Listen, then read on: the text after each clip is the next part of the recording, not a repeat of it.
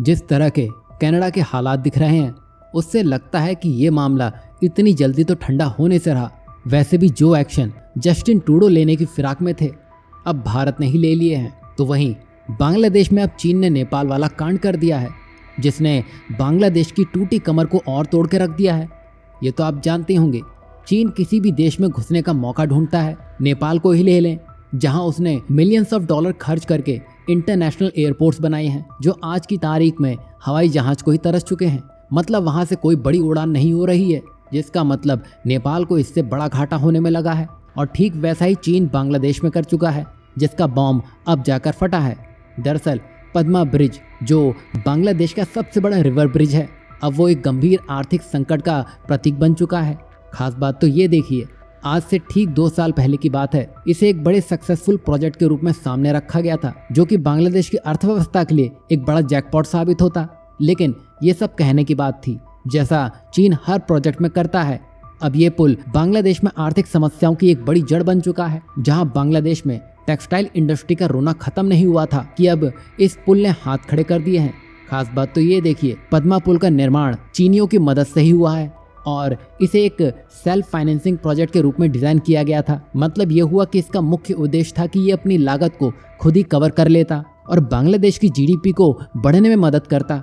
और इस पुल को बनाने के बाद चीन भी कुछ कम नहीं था। लेकिन आज यही पुल बांग्लादेश की अर्थव्यवस्था के लिए एक बड़ा इकोनॉमिक डिजास्टर बन चुका है। बता दें कि बांग्लादेशी बैंकों ने पद्मा ब्रिज के लिए जरूरी मशीनें, कच्चा माल और विदेशी श्रमिकों की तनख्वाह का भुगतान करने के लिए बहुत सारा विदेशी मुद्रा उधार लेना शुरू किया था। और इस कारण से बांग्लादेश के विदेशी मुद्रा भंडार में काफी गिरावट भी देखने को आई। और पहले देश का विदेशी मुद्रा भंडार, जो कि लगभग 48 बिलियन डॉलर था, जो अब सिर्फ 19 से 20 बिलियन डॉलर आकर समेट चुका है। यही नहीं, जैसे जैसे बांग्लादेश में विदेशी मुद्रा की मांग बढ़ रही है, बांग्लादेशी बैंक स्थानीय मुद्रा यानी कि बांग्लादेशी टका को उधार देने में लगे हैं, जिसकी वजह से अब बांग्लादेशी टका की कीमत भी गिरने लगी है, जिससे बांग्लादेश की आर्थिक स्थिरता में अब और खतरा बढ़ चुका है।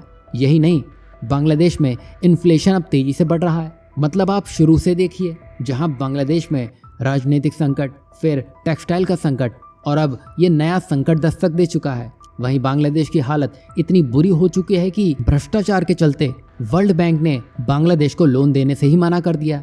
वहीं बांग्लादेश की टेक्सटाइल इंडस्ट्री, जो उसको थोड़ा बहुत मदद कर सकती थी, वो भी उनके नए नेताओं के कारण, साथ ही भारत से परेशानी मोल लेने के बाद से अब संकट और बढ़ चुका है। वहीं कई बड़े ऑर्डर जो पहले बांग्लादेश के लिए जाने वाले थे, वो अब भारत और वियतनाम का रुख कर चुके हैं, जिसमें बांग्लादेश के निर्यात पर बहुत बुरा असर पड़ा है। साथ ही भारत के उत्तर प्रदेश में 10,000 करोड़ रुपए का निवेश टेक्सटाइल इंडस्ट्री को लेकर होने वाला है। मतलब यहाँ बांग्लादेश ने पाया तो कुछ नहीं, लेकिन गवाया भर भर के है। और वो भी गलीमत है कि बांग्लादेश ये बात जल्दी समझ जाए तो अच्छा है, वरना भारत ने अगर मुंह फेर लिया फिर तो बांग्लादेश का कुछ नहीं हो सकता है। यहाँ आपको क्या लगता है, बांग्लादेश सर झुकाए मदद के लिए आता भी है तो क्या भारत को उसकी मदद करनी चाहिए? वहीं नेक्स्ट अपडेट की बात करें तो ये कनाडा से लेकर है, जहां हाल ही में भारत और कनाडा के बीच जो रिश्ते हैं काफ़ी तनावपूर्ण चल रहे हैं, जब दोनों देशों ने अपने अपने राजनयिकों को वापस बुलाने का फैसला कर लिया है।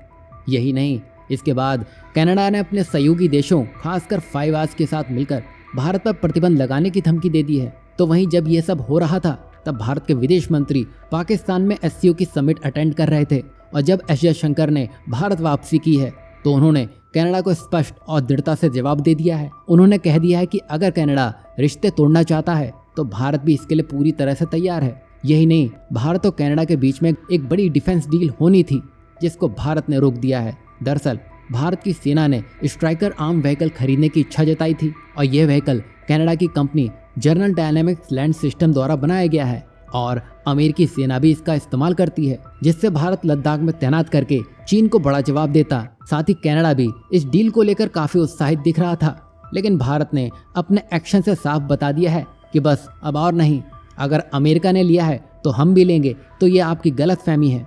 तो वहीं भारत ने पहले ही wheeled arm infantry combat vehicle विकसित किया है, जो DRDO और टाटा एडवांस सिस्टम लिमिटेड की साझेदारी में बनाया गया है, जो कि एडवांस टेक्नोलॉजी से लैस है, और इसका इस्तेमाल लद्दाख जैसे क्षेत्रों में इस्तेमाल किया जा रहा है।